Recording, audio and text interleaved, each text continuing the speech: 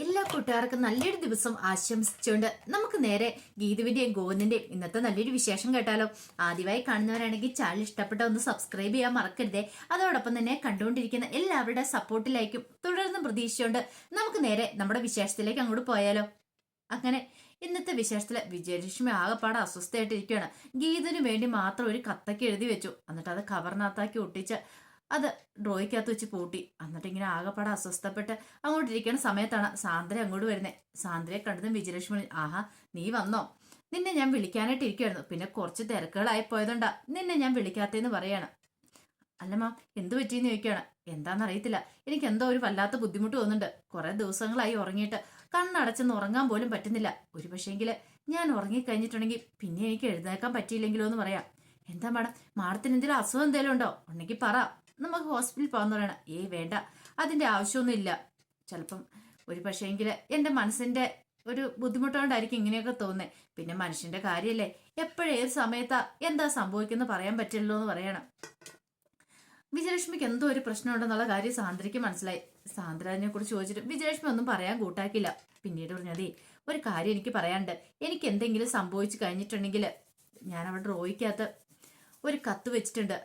ആ കത്തെടുത്ത് ഗീതുവിന് കൊടുക്കണം. അത് ഗീതുവിന് മാത്രമേ കൊടുക്കാവുള്ളൂ. ഗീതുവിന്റെ കൈകളിൽ മാത്രം ആ കത്ത് എത്താവുള്ളൂ എന്ന് പറയണം. അല്ല എന്താ മാഡം, എന്ത് പറ്റി? അല്ല, ഞാൻ പറയുന്ന പോലെ കേട്ടാ മതി. ഗീതിന്റെ കൈ മാത്രം കൊടുത്താൽ മതി. മറ്റാരുടെയും കൈകളിൽ അത് എത്തിപ്പെടാൻ പാടില്ല. കാരണം എനിക്ക് ശേഷം ചിലപ്പോൾ ഞാൻ ചെയ്യേണ്ടതായ പല കാര്യങ്ങളും ഉണ്ട്. അതെല്ലാം ചെയ്യേണ്ടതായിട്ട് ഗീതുവാണ് വരേണ്ടത്. ആ സ്ഥാനത്ത് ഗീതുവാണ് വരേണ്ടത്. അതെനിക്ക് ബോധ്യമുണ്ട്. അതുകൊണ്ടാണ് ഞാൻ പറഞ്ഞതെന്ന് പറയണം. ഇത് കേട്ടപ്പോൾ സാന്ദ്ര പറഞ്ഞു, ശരി മാഡം, ഞാൻ അങ്ങനെ ചെയ്തോളാം എന്ന് പറയണം. പിന്നീട് വിജയലക്ഷ്മി കിടക്കാനായിട്ട് അങ്ങോട്ട് പോവാണ്. ഈ സമയം ഗോവിന്ദ് വീട്ടിലേക്ക് വന്നു. ഗോവിന്ദന്റെ അരിയിലേക്ക് രാധികാമ്മ വെണ്ണുങ്ങൾ ചെല്ലുവാണ്. രാധികാമ്മ പറഞ്ഞു, ഇന്ന് അവള് വന്നിട്ടുണ്ടായിരുന്നു, ആ വിജയലക്ഷ്മി. അവളെ ഇങ്ങോട്ട് വിളിച്ചു വരുത്തിയത് ആരാന്നറിയോ? നിന്റെ ഭാര്യ ഗീതു എന്ന് പറയണേ. അവളാ? അതെ, അവളെ ഇങ്ങോട്ട് വിളിച്ചു വരുത്തിയത്. അല്ല, എനിക്ക് അറിയത്തില്ലാണ്ട് ചോദിക്കുക കണ്ണ, ഈ കുടുംബത്തിന് ശത്രു അവള്. അരിക്കൽ കുടുംബത്തിനെ ഇല്ലാതാക്കാൻ ശ്രമിച്ചതാ അവള്. അവളെ എന്തിനാ നിന്റെ ഭാര്യ ഇങ്ങോട്ട് വിളിച്ചു കയറ്റുന്നതെന്ന് ചോദിക്കുക. അപ്പോഴാണ് ഗീതു അങ്ങോട്ട് ഇറങ്ങി വരുന്നത്. ഓഹോ, കണ്ണേട്ടം വന്നപ്പോഴേ ഓരോ കാര്യങ്ങളും പൊടുപ്പും തെങ്ങലും വെച്ച് പറഞ്ഞു കൊടുക്കുക. വിജയലക്ഷ്മി അമ്മ ഇങ്ങോട്ട് വന്ന കാര്യങ്ങളൊക്കെ. ഓഹ്, ഇനി എന്താ ചെയ്യണ്ടേ, ആകെപ്പാടെ സമുദ്രേറ്റി. എന്തായാലും അങ്ങ് ചെല്ലാന്ന് ഓർത്തിട്ട് ഗീതു അങ്ങോട്ട് ചെല്ലുവാണ്. അപ്പത്തേനും ഗോവിന്ദ് ചോദിച്ചു, ഗീതു ഇന്ന് ആ സ്ത്രീ ഇവിടെ വന്നായിരുന്നു ചോദിക്കും. ഏത് സ്ത്രീ? അല്ല, വിജയലക്ഷ്മി വന്നിട്ടുണ്ടായിരുന്നു ചോദിക്കുക. ഓ, അമ്മയാണോ? അമ്മ വന്നിട്ടുണ്ടായിരുന്നു പറയാൻ. അല്ല, അവരെന്തിനാ ഇങ്ങോട്ട് വന്നേന്ന് ചോദിക്കുകയാണ്. വരും പറഞ്ഞു, അങ്ങനെ ചോദിക്കും ഗോവിന്ദേട്ടാ, എന്തിനാ വന്നേന്ന്. ദേ, ഇവളും ആ സ്ത്രീയും തമ്മിൽ നല്ല ബന്ധമുണ്ടെന്ന് പറയണ. ഇത് കേട്ടാൻ ഗോവിന്ദ് ചോദിച്ചു, നിന്നോട് ചോദിച്ചു കേട്ടില്ലേ എന്തിനാ വന്നേന്ന്? അതിപ്പം എന്നെ കാണാൻ വേണ്ടി വന്നല്ലെന്ന് പറയും. നിന്നെ കാണാൻ വേണ്ടി വന്നതല്ലേ? അതേന്നെ, ഞാൻ അവരോട് ചോദിച്ചു എന്തിനാ വന്നേന്ന്. അത് ചോദിച്ചു കഴിഞ്ഞപ്പോ അവര് പറഞ്ഞു, രാധികാമേനെ കാണാൻ വേണ്ടി വന്നാന്ന്. രാധികാമേനെയോ? അതെന്തിനാ? രാധികാമയെ വേറെ ഏതോ ഒരു സ്ത്രീയായിട്ട് എന്തോ ഒരു ബന്ധമുണ്ട്, അതിനെക്കുറിച്ചൊന്ന് ചോദിക്കാൻ വേണ്ടി വന്നതെന്ന്. ഏത് സ്ത്രീയായിട്ട്? അയ്യോ, ആ പേര് ഞാൻ മറന്നുപോയി. എന്റെ മനസ്സിൽ ഇങ്ങനെ വരുന്നുണ്ട്, പക്ഷെ എനിക്കത് കിട്ടുന്നില്ല എന്ന് പറയണം. നീ ശരിക്കും ഒന്ന് ആലോചിച്ച് നോക്കുക ഇതെന്ന് പറയണം. ഓ, എനിക്കത് കിട്ടണില്ല എന്ന് പറയണം. രാധികാമ്മ വരണം പെട്ട് നിൽക്കുകയാണ്. രാധികാമ്മ വരണേനെ ഇങ്ങനെ നോക്കി. പെട്ടെന്ന് രാധികാമ്മയോട് ഗോവിന്ദ് ചോദിച്ചു, അല്ലമ്മേ, അമ്മേനെ കാണാനാണ് അവര് വന്നേ നിൽക്കും. എന്നെ കാണാനൊന്നുമല്ല, അതെ പ്രിയനെ കുഞ്ഞിനെ കാണാൻ വേണ്ടി വന്നാന്ന് പറയണം. കാരണം രാധയ്ക്ക് അങ്ങനെ പറയാനല്ലേ പറ്റത്തുള്ളൂ. ഓഹോ, അപ്പൊ അതാണ് കാര്യം. പെട്ടെന്ന് വരും തന്നെ ഫോണിനകത്തുള്ള വീഡിയോ അങ്ങോട്ട് കാണിച്ചു കൊടുക്കുകയാണ്. ഇങ്ങ് നോക്ക് ഗോവിന്ദേട്ടാ, അവര് വന്നു കഴിഞ്ഞപ്പം ഗീതു എങ്ങനെയാന്ന് അവരെ ട്രീറ്റ് ചെയ്തതെന്ന് നോക്കാൻ പറയാണ്.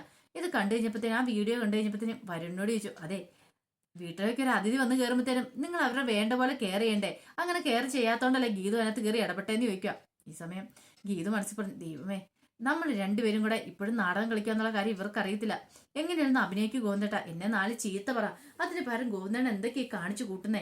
എനിക്ക് സപ്പോർട്ട് ചെയ്തിട്ടാണെങ്കിൽ അവർക്ക് സംശയം ഉണ്ടാകത്തില്ലേ? ഈ ഗോവിന്ദേട്ടൻ ഒരു കാര്യം എന്നൊക്കെ പറഞ്ഞിട്ട് ഗീതു ഇങ്ങനെ നിൽക്കുകയാണ്. പിന്നീട് ഗീതുനോട് പറഞ്ഞു, അതെ കാഞ്ചന എന്തിയെ? കാഞ്ചനെ വിളിച്ച് എനിക്കൊരു ചായ എടുക്കാൻ പറയണം. ഇത് കേട്ടുകഴിഞ്ഞപ്പോൾ ഗീതു പറഞ്ഞു, കാഞ്ചനയ്ക്ക് ഇവിടെ ഇല്ല. അന്നാ രേഖയോട് എടുക്കാൻ പറ. രേഖച്ചും കാഞ്ചനയ്ക്ക് ഇവിടെ ഇല്ലാന്ന് പറയണം. അന്നൊരു കാര്യം ചെയ്യാം, നീ പോയി എനിക്കൊരു ചായ എടുത്തോണ്ട് ഞാൻ പറയണം. പറഞ്ഞിട്ട് കാര്യമില്ല, എന്റെ തലവര ഒരു ചായ ഇട്ടുതരാൻ പോലും ഇവിടെ ആളില്ലാന്ന് പറഞ്ഞിട്ട് ഗോവിന്ദ് കിടന്ന് തുള്ളുവാണ്. പിന്നീട് ഗീത് ചായ എടുക്കാൻ വേണ്ടി അകത്തേക്ക് പോയി കഴിയുമ്പോൾ ഗോവിന്ദ് പറഞ്ഞു, അല്ലേ വേണ്ട, എനിക്ക് ചായയും വേണ്ട ഒന്നും വേണ്ടെന്ന് പറഞ്ഞ് മുറിയിലേക്ക് അങ്ങോട്ട് കയറി പോവാം. അങ്ങനെ പോയി കഴിഞ്ഞപ്പോൾ വരുണോട് രാധികാമ്മ പറഞ്ഞു, കണ്ടില്ലേ, അവളെ മനഃപൂർവ്വം കണ്ടം വഴക്കൊന്നും പറഞ്ഞിട്ടില്ല. നിസ്സാര കാര്യത്തിന് ഇപ്പൊ ചായക്കേസിൽ അവളെ വെറുതെ ഒന്ന് വഴക്ക് പറഞ്ഞിരിക്കുന്നത്, അല്ലാതെ വിജയലക്ഷ്മിനെ വീട്ടിലേക്ക് കയറ്റിയ കാര്യത്തിൽ അവൾ ഒരു വഴക്ക് പറഞ്ഞിട്ടില്ല. കണ്ടില്ലേ?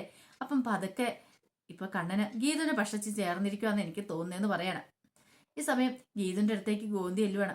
ഗോന്തി എത്തിയിട്ട് പറഞ്ഞു, നീ ആരോട് ചോദിച്ചിട്ട് ആ സ്ത്രീയെ അവിടെ വീട്ടിൽ കയറ്റിയെന്ന് ചോദിക്കുക. അമ്മേനെ കയറ്റിയാനാണ് ഗോന്തേണ്ട ഉദ്ദേശിച്ചേ? ആരുടെ അമ്മ? അല്ല, എന്റെ അമ്മ. ഞാൻ അമ്മയെന്നല്ലേ വിളിക്കുന്നു, അതുകൊണ്ട് പറഞ്ഞതാ. കണ്ടോ ഗോന്തേട്ടൻ എന്നാലും ഇതുവരെ ആയിട്ടും തന്നോട് വിജയലക്ഷ്മി അമ്മ അമ്മ എന്നുള്ള കാര്യം പറഞ്ഞിട്ടില്ല. എന്തിനായിരിക്കും പോലും ഇങ്ങനെ മറച്ചു വെക്കുന്നത്? ഇങ്ങനെ വിട്ടിട്ട് കാര്യമില്ല. ഇന്നെങ്കിലും ആ വായം കൊണ്ട് തന്നെ പറയിപ്പിക്കണം ഗോന്തേട്ടൻ്റെ അമ്മയാണ് വിജയലക്ഷ്മി എന്നുള്ള കാര്യം. പിന്നീട് ഗീത പറഞ്ഞു, അല്ല കണ്ണേട്ടൻ എന്താ എന്നോട് ദേഷ്യപ്പെടുന്നേ? ഞാൻ പണ്ടേ പറഞ്ഞിട്ടുണ്ട് അവരെ ഈ വീട്ടിലേക്ക് വിളിച്ചു കയറ്റില്ലെന്ന്. എനിക്കത് ഇഷ്ടമുള്ള കാര്യമല്ലെന്ന്. ഓഹോ അങ്ങനെയാണോ? അതിനിപ്പോ എനിക്ക് എന്ത് ചെയ്യാൻ പറ്റും? അവര് വന്നേനെ. ദേ ഗീതു അനാവശ്യം പറഞ്ഞാണ്ടല്ലോ. പിന്നെ അവിടെ ആയതുകൊണ്ട് നിന്നോട് ഞാൻ കൂടുതലൊന്നും പറയാത്തെ. ഈ സമയം രാധികാമ്മ വരണം കൂടെ അങ്ങോട്ട് കയറി വന്നു. എന്താ അകത്ത് പറയുന്നതെന്ന് അറിയാൻ വേണ്ടിയിട്ട് ഒരു ആകാംക്ഷ രാധികാമ്മയോട് വരൻ പറഞ്ഞു, ഒരു കാര്യം ചെയ്യാൻ അമ്മ ആ കഥയിനോട് അങ്ങോട്ട് ചേർന്നിട്ട് ചെവി അങ്ങോട്ട് വട്ടം കൂർപ്പിക്കുക. അകത്ത് പറയുന്നത് എന്താന്ന് അറിയാലോ എന്ന് പറയണം. അങ്ങനെ രാധികാമ്മ ഇങ്ങനെ ചെവി വട്ടം പിടിച്ച് നിൽക്കുകയാണ്. അകത്ത് നടക്കുന്ന എന്താണെന്ന് അറിയാൻ വേണ്ടിട്ട്, അവർ തമ്മിലൊരു ഡ്രാമയാണെന്നൊക്കെ അറിയാൻ വേണ്ടിട്ട്. ഈ സമയം ഗോവിന്ദ് പറഞ്ഞു, രാധികാമ്മ വരണം അവിടെ നിൽക്കുന്നതുകൊണ്ട് മാത്രമാണ് നിന്നെ ഞാൻ കൂടുതലൊന്നും പറയാത്തെ. എല്ലാവരുടെയും മുന്നിൽ നാണം കെടുത്തണ്ടല്ലോ എന്ന് എഴുതിയിട്ട്. അതെ കാര്യം മേലാല് അവരിങ്ങോട്ട് വിളിച്ചു കയറ്റിയേക്കലെന്ന് പറയണം. ഇത് കേട്ടതും ഗീതുവിന് വല്ല വിഷമായി. ഗീത പറഞ്ഞു, അതിനെ കണ്ണേട്ടൻ എന്തിനാ ഇങ്ങനെ ദേഷ്യപ്പെടുന്നേ? അവര് വന്ന് പ്രിയാനും കുഞ്ഞിനെ കാണാനാന്ന് പറഞ്ഞല്ലോ. ആരെ കാണാനായും കുഴപ്പമില്ല. അവര് ഈ വീട്ടിലേക്ക് വരുന്ന എനിക്ക് ഇഷ്ടമില്ല. ഇത് നിന്നോട് മുമ്പ് ഞാൻ പറഞ്ഞിട്ടുള്ള അറിയാലോ. പിന്നെ ഇതിന്റെ പേര് നമ്മൾ തമ്മിലൊരു വഴക്കം വേണ്ടെന്ന് പറയണം. ഗീത പറഞ്ഞു, അവര് വന്നാൽ എനിക്കൊന്നും ചെയ്യാൻ പറ്റില്ല. വരുവാണെ വരും, കുഞ്ഞിനെ കാണുവാണെ കുഞ്ഞിനെ കാണും, വന്നിട്ട് പോകും. എന്ത് വേണം അവര് ചെയ്തോട്ടെ. പക്ഷെ എനിക്ക് അതിനകത്തൊന്നും ഇടപെടാൻ പറ്റില്ലെന്ന് പറയണം. ഓഹോ അപ്പൊ നീ മനഃപൂർവ്വം എനിക്കെതിരെ പോരാടാൻ ഇറങ്ങി തിരിച്ചിരിക്കുമല്ലേന്ന് ചോദിക്കും. അതെ, എന്താ സംശയം ഉണ്ടോന്ന് ചോദിക്കണം. ഒരു കാര്യം ഞാൻ പറഞ്ഞേക്കാൻ കണ്ണേട്ടാ, വെറുതെ ഇല്ലാത്ത കഥകൾ ഉണ്ടാക്കി എന്റെ തലയെ കെട്ടിവെച്ച് എന്നെ കുറ്റക്കാരിയാക്കാണ്ട് നോക്കേണ്ടത് പറയണം. അതെ ഞാനിപ്പം വിജയലക്ഷ്മി അമ്മേനെ പോലെയാ കരുതുന്നത്. അതിപ്പോ കണ്ണേട്ടന് കരുതാൻ പറ്റിയില്ലെങ്കിൽ അതെന്റെ കുഴപ്പമല്ലെന്ന് പറയണം. ഇതേ അവരെ കുറിച്ച് പറയില്ലെന്ന് നിന്നോടല്ലേ പറഞ്ഞു നിൽക്കും. അപ്പൊ ഇത്ര സമയം കണ്ണേട്ടൻ പറഞ്ഞോണ്ടിരുന്നോ? അതിന് കുഴപ്പമില്ലാരും ചോദിക്കും. പുറത്ത് ഇന്ന് രാധികാമ്മയ്ക്ക് വരണം ഭയങ്കര സന്തോഷമായി. ഓ രക്ഷപ്പെട്ടു. ഉദ്ദേശിച്ച പോലൊന്നും അല്ല, ഗോവിന്ദന് ഇഷ്ടപ്പെട്ടില്ല ഇങ്ങോട്ട് വന്നേ. അതിന്റെ പേരിൽ ഗീതുവിനെ ചീത്ത പറയുവാണ്. ഗീതുവിന് നല്ല വിഷമം ഉണ്ടായിരുന്നു. കാരണം കണ്ണേട്ടൻ ഇതുവരെയായിട്ടും വിജയലക്ഷ്മി തന്റെ അമ്മയാന്ന് ഇതുവരെയായിട്ടും പറഞ്ഞിട്ടില്ല. അത് മാത്രമല്ല വിജയലക്ഷ്മി അമ്മയുടെ കാര്യം പറയുമ്പോൾ കണ്ണേട്ടൻ തന്നോട് ഭയങ്കരമായിട്ട് കിടന്ന് ദേഷ്യപ്പെടുവാണ്. അതൊക്കെ ഓർത്ത് കഴിഞ്ഞപ്പോൾ ഗീതുവിന് സഹിച്ചില്ല. പിന്നീട് ഗോവിന്ദ് പറഞ്ഞു, ഒരു കാര്യം ഞാൻ പറഞ്ഞേക്കാം, മേലാലിനി അവരുടെ കാര്യം പറഞ്ഞ് എൻ്റെ അടുത്തേക്ക് വന്നേക്കില്ല. അങ്ങനെ വന്നിട്ടുണ്ടെങ്കിൽ എൻ്റെ യഥാർത്ഥ മുഖം നീ കാണും. എന്നെ ശരിക്കും നിനക്ക് അറിയത്തില്ലെന്ന് പറഞ്ഞ് ഗീതുവിന്റെ നേരെ കൈ ചൂണ്ടുക. ഗീതുവിന് വല്ലാത്ത സങ്കടമായിപ്പോയി. ഗോവിന്ദ് അത് ഒറിജിനലായിട്ട് പറഞ്ഞാന്നുള്ള കാര്യം ഗീതുവിന് മനസ്സിലായി. ഗീതുവിന്റെ കണ്ണ് നിറഞ്ഞു വന്നു കഴിഞ്ഞപ്പോഴത്തേനും ഗോവിന്ദിന് മനസ്സിലായി അത്രയും പറയേണ്ടിയിരുന്നില്ല. ഗോവിന്ദിന് വല്ലാത്ത വിഷമമായിപ്പോയി. ഗോവിന്ദ് സങ്കടപ്പെട്ട് നിൽക്കുന്ന സമയത്ത് ഗീതുവിന്റെ ഫോണിലേക്ക് കോൾ വരുവാണ്. അത് വിളിച്ച് വിനോദായിരുന്നു. വിനോദ് വിളിച്ചിട്ട് പറഞ്ഞു, അതെ ചേച്ചി രണ്ടു ദിവസമായി അച്ഛനെ കണ്ടേ. ഇന്നലെ വൈകുന്നേരം അച്ഛൻ പോയതാ, പക്ഷെ ഇതിലായിട്ടും അച്ഛൻ വീട്ടിൽ വന്നിട്ടില്ല എന്ന് പറയണം. ഇത് കേട്ട് കഴിഞ്ഞപ്പോഴത്തേനും ഗീത പറഞ്ഞു, അച്ഛൻ എവിടെ പോവാനടാ? അവിടെ എവിടെയെങ്കിലും കാണുമെന്ന് പറയണേ.